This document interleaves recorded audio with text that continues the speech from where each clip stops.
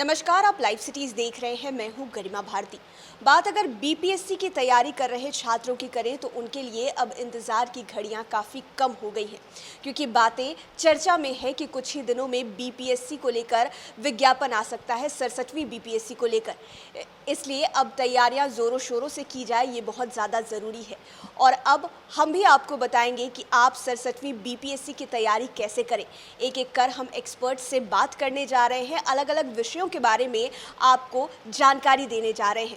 आज हमारे साथ जाने माने BPSC expert doctor Ashok Kumar बैठे हुए हैं। इंडियन पॉलिटी हो, पूरा राजनीति विज्ञान हो या फिर लोक प्रशासन, इनका नाम कौन नहीं जानता। आइए उनका स्वागत करते हैं। आपका लाइव सिटीज़ में बहुत बहुत स्वागत है। Thank you. सर के विषय में आपको परिचय दे दें। सर इंडियन पॉलिटी के साथ साथ राजनीति विज्ञान और लोक प्रशासन में गोल्ड मेडलिस्ट रहे हैं। इन्होंने इस पर ही रिसर्च किया है और साथ ही साथ बीपीएससी के कई बैचेस को पढ़ाया है। 500 से अधिक अधिकारी आपके बिहार के अलग अलग कोने में हैं और आपको लेकर चर्चाएं भी खूब होती है। आज 67वीं बीपीएससी को लेकर ही बातें करते हैं कि इस बार क्या खास होने वाला है। कहा जा रहा है कि बहुत ज़्यादा पद भी आ रहे हैं। देखिए, पद के जहाँ तक है सवाल, तो पद तो लगभग 1000 के आसपास संभावित हैं और यह बेहतर ढंग से बीपीएससी या सामान्य प्रशासन विभाग बताएगा। लेकिन जो पद आ रहे हैं उसमें महत्वपूर्ण पद है। बिहार प्रशासनिक सेवा, बिहार पुलिस सेवा के पद अधिक हैं और महत्वपूर्ण हैं। और इस बार चूँकि सरकार के द्वारा भी सभी वर्गों की महिलाओं के लिए जो पुरस्कार राशि रख दी गई है कि जो पीटी करेंगे उनकी 50,000 रुपया दी जाएंगे, इसलिए बहुत लड़कियां भी इसके लिए उत्साहित है। और पद बिहार प्रशासनिक सेवा और डीएसपी के पद अधिक हैं, इसलिए यह महत्वपूर्ण है। और 12 दिसंबर को जैसा अभी तक दिया बीपीएससी के द्वारा यह दिया गया है कि प्रारंभिक परीक्षा ली जाएंगी, इसलिए रूटीनबद्ध होकर काम किया जा रहा है। और बिहार लोक सेवा आयोग के द्वारा इस संदर्भ में यह परीक्षा ज़्यादा महत्वपूर्ण है।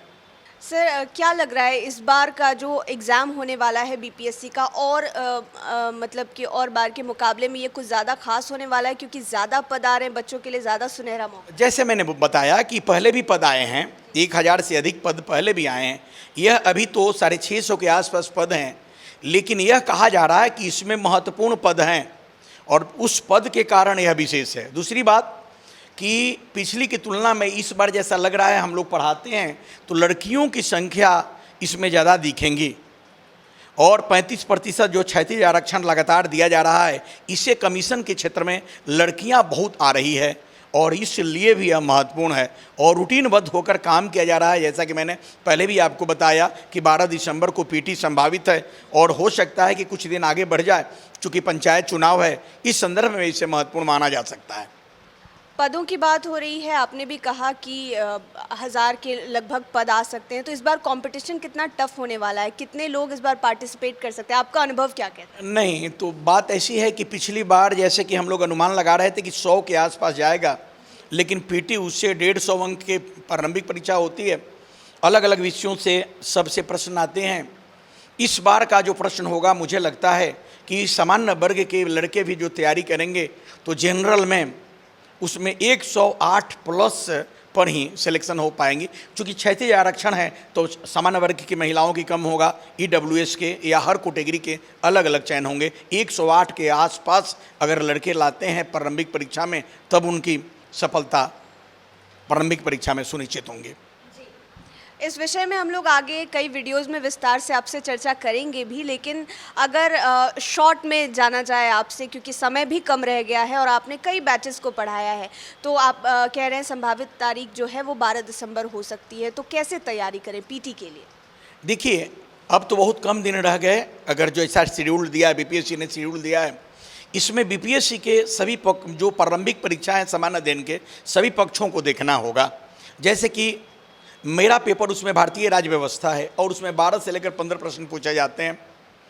साइंस की अगर हम बात करेंगे तो साइंस में फिजिक्स, केमिस्ट्री, बायोलॉजी में लगभग 30 प्रश्न पूछे जाते हैं और समान रूप में 10-10 प्रश्न रहेंगे। मैथमेटिक्स से 10 प्रश्न रहते हैं। इतिहास में अगर देखेंगे तो 25 से 30 प्रश्न रहते हैं। हालांकि इतिहास में जो राष्ट्रीय आंदोलन का पक्ष है उसमें 15 से 18 प्रश्न रहेंगे। समसामयिकी से लगभग 35 से 40 प्रश्न रहेंगे। तो छात्रों को चाहिए कि जो समसामयिकी हैं उसको पहले देख लें, इतिहास में हाँ करंट, और इतिहास में राष्ट्रीय आंदोलन को पढ़ लें, भारतीय राज्य व्यवस्था के महत्वपूर्ण पक्षों को पढ़ लें। जैसा कि आपने कहा, हम आगे वाले वीडियो में उसको बताएंगे कि उसमें क्या क्या पढ़ना महत्वपूर्ण है। इतिहास वाले आपके एक्सपर्ट इतिहास के बारे में बताएंगे। ज्योग्राफी को पढ़ लिया जाए, 12 से लेकर 15 तक ज्योग्राफी में आता है।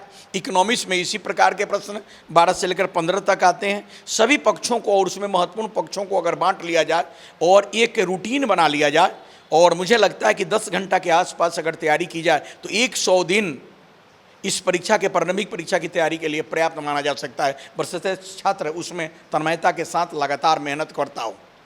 और स्व अध्याय पीटी के मैं बता दूं आपको कि प्रारंभिक परीक्षा के लिए सबसे महत्वपूर्ण है कि छात्र स्व अध्याय करें। जैसे कि आपका वीडियो देखा और जो आपने एक्सपर्ट्स का ओपिनियन दिया, उसी के परिप्रेक्ष्य में उस सब्जेक्ट की अगर तैयारी करेगा तो बेहतर तैयारी होंगी। अधिक जगह जाकर तैयारी करने से बेहतर है कि 100 दिनों की रणनीति पर, जैसा आपने भी बताया, अगर उस पर काम करें तो अच्छी ढंग से तैयारी होंगी और अच्छा किया जा सकता है।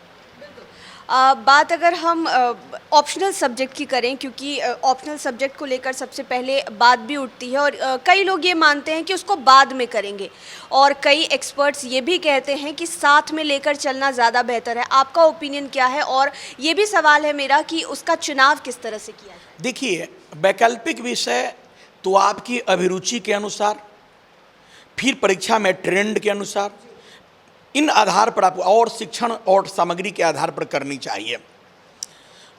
कायदे से तो पहले मुख्य परीक्षा की तैयारी करनी चाहिए और वैकल्पिक विषय और सामान्य अध्ययन मुख्य परीक्षा की पहले तैयारी हो जानी चाहिए। लेकिन बहुत ऐसे लड़के हैं जो प्रारंभिक परीक्षा के विज्ञापन के बाद, फॉर्म भरने के बाद भी इस परीक्षा की रणनीति बनाते हैं और सोचते हैं। तो ऐसी स्थिति में मैं कहूँगा कि जिनकी तैयारी थोड़ी बहुत सामान्य अध्ययन की है, वे वैसे वैकल्पिक विषय का चयन करें जिसका ट्रेंड बेहतर हो और वह जीएस में फायदेमंद हो। मैं इसलिए नहीं कि लोक प्रशासन पढ़ाता हूँ, राजनीति विज्ञान पढ़ाता हूँ इसलिए कहता हूँ, लेकिन लोक प्रशासन और राजनीति विज्ञान ऐसे वैकल्पिक विषय हैं जिसमें जैसे लोक प्रशासन का जो सेकंड सेक्शन हुआ, वह सेकंड सेक्शन भारतीय राज्य व्यवस्था वाले सेक्शन से लाभान्वित होगा। नाम अलग है भारतीय प्रशासन। अगर राजनीति विज्ञान रखेंगे तो वहाँ भी पॉलिटी वगैरह पढ़ा जाता है, वहाँ भी लाभ होगा। अंतर्राष्ट्रीय संबंध पढ़ा जाता है।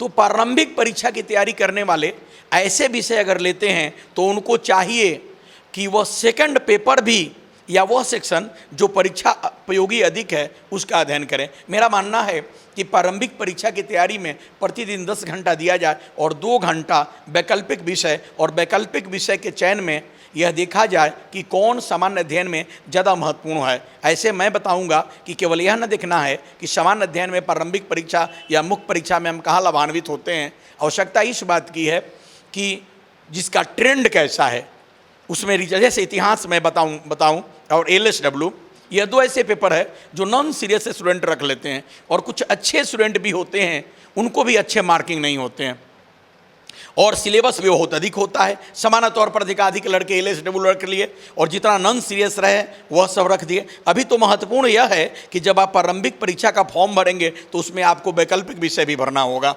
यानी कि LSW जो स्टूडेंट, मैंने भी काफ़ी दफ़े सुना है कि कुछ नहीं है तो LSW रख लो, तो ये मतलब कि मिथ है, ज़रूरी नहीं है कि आपको उसमें ज़्यादा। लड़के सिलेबस जो देखते हैं तो कहते हैं ना कि उसको मापते हैं इंच वगैरह से, और जो छोटा लगने लगा जैसे उसको देखें। मैं बताऊं, राजनीति विज्ञान के क्षेत्र में यदि राज्य लिख दिया जाए, छोटा दिखता है राज्य, स्टेट।